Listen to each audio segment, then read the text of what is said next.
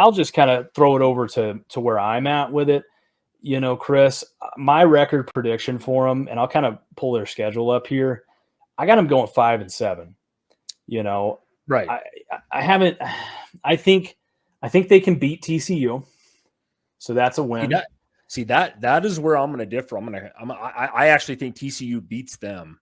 I do, just because it's at TCU. I believe it's is it right? Yeah, at TCU there. But yeah, I think that game is a lot closer than expected, though. I mean, you know what I mean? Like, I think that game is going to come down to the wire. The first game, you know how it is, Christian. Yeah. Kids haven't played for months. You know what I mean? New team. Colorado's got a new coach. TCU's lost a lot of guys. I think that game, I'm with you. Could Colorado win that game? Oh, absolutely. But I will say that I think TCU gets that one. But go ahead. Sorry. Yeah, I think they beat TCU. It's a coin flip game, right? So let's just say they beat TCU in that game. They lose to Nebraska. They beat Colorado State, and then that's when they start getting into the bulk of that schedule. Right. I think they lose at Oregon. I think Oregon's going to be solid this year, dude. They're going to be solid. Bo Nix is back. Yep.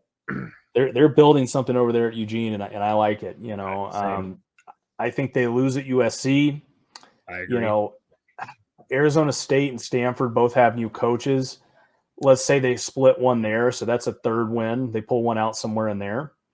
UCLA's quietly been rebuilding with Chip Kelly. I like them in that game. So we're at 3 wins right now. Oregon State, call me crazy. They're beating Oregon. Yeah, I think they can beat Oregon State, and then I'll give them Arizona too. Washington State, man, is a little tough though, dude. If you're looking at that one, they're kind of scary just the way they run their offense there. They run that Mike Leach air raid offense. I think is what they're running. So yeah, I don't know. I think between Washington State and Utah, that's kind of where I'm at. I mean, I'm not locked in at 5-7. They may pull off a little bit here. They may go 6-5. Okay, 6-6. So you're basically on board with me on this, though. You know what I mean? We're in the same ballpark. I said 6-6 or 7-5, whatever, right in there. I do think Utah beats them. I believe Utah's the back-to-back defending Pac-12 champs. I mean, they play some pretty solid football. I can't believe I'm saying that about Pac-12 team, but they play kind of some smash mouth over there. But I'm right on board with you, though. I mean, we're off a game or two. Okay. I just think we're on a national landscape. I think they're kind of back. I think there's going to be a ton of hype all year around them, just in the landscape of college football. And with Deion, his kid, those guys, some of those recruits he's bringing over, I think they're going to make some noise. So let me ask you this then. You bring up a good question. Then, you think they'll have a winning season. I think they may. Yeah, I think they might have a 500 season this year, or. They may go to a bowl game. If they make it to a bowl game this first year, I think that's a pretty good first year for Deion. Yeah. But let me ask you this. So how long do you think until they're competing at, the national level? I mean, because this year I don't think they'll be competing at that. But, how long until they're competing at a national level?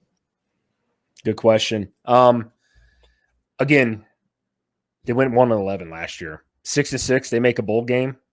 That's a win in anybody's book. Hell, I'm a Nebraska fan and I want a damn bowl game. We haven't had one in 4 years. So, how many years?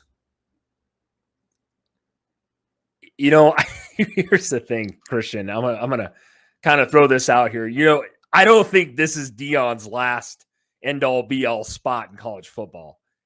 You know what I mean? I find it odd that he went to Colorado. Honestly, after some of the offers, I know there's teams were throwing a lot of money out there to get him, right? I know when he first even said he was going to be a college football coach a couple years ago, Florida State offered him a lot. That's his alma mater. And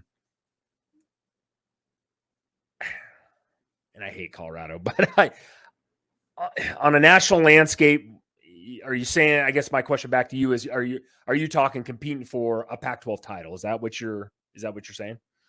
Being relative or relevant, I should say. Yeah, we'll say that. We'll say competing for a Pac-12 title. I like that. I say it's a couple years. I think they're a couple years out. With him being there, it is the Pac-12. I think Oregon is obviously always up there.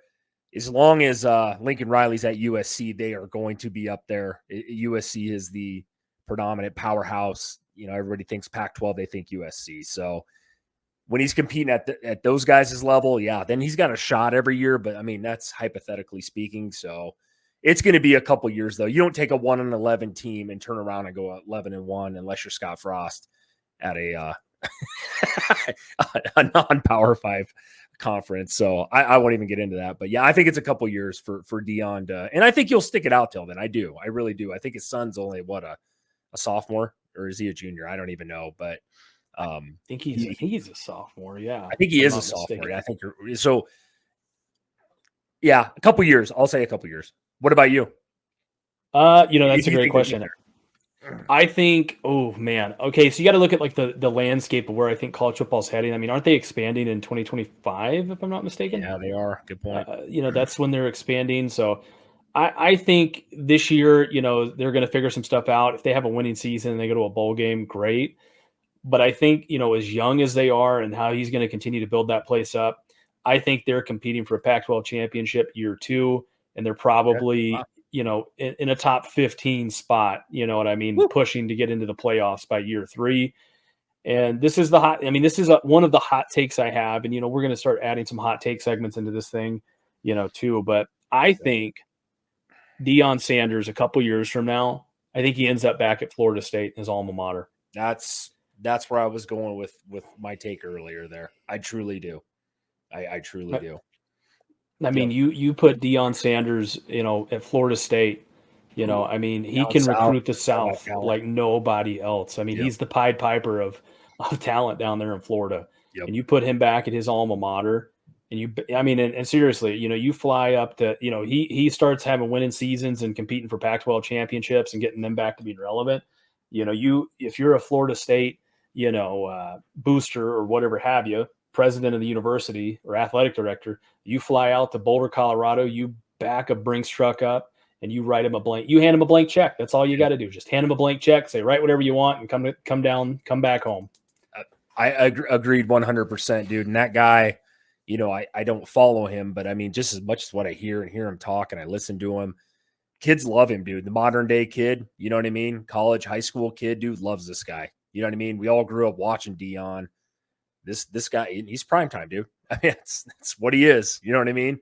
You say his name, kids gravitate, dude. People gravitate, dude. He was that way when he played in the NFL, played in college. So, no, I agree with you 100%. I think he's out in a few years, if everything goes well. And, yeah, he'll be at Florida State, dude. You know it as well as I do. That's where, let's be honest, look at a lot of the successful coaches in college football right now pretty much are coaching at their alma mater for the most part. Yeah, it just doesn't seem to me. I don't know. I think for everybody else, it doesn't seem like a marriage. You know what I mean? It just seems like kind of an awkward fit, kind of for him there at Colorado. And that's not saying anything bad or negative about Deion at all. I mean, I actually really like Deion. I mean, back in the day, people don't know this, but my mom was a Falcons cheerleader back in the day when they drafted Deion, and I mean, it was crazy. I mean, they, everywhere he went, they'd have a decoy limousine, you know what I mean? That would take off and the paparazzi would follow it around and then Deion would get in his car and, so I mean, he's an electric guy, so I don't think it matters where he's at so much as it just matters where he wants to go. And I think Deion ultimately has a plan. I think he's got it all mapped out. And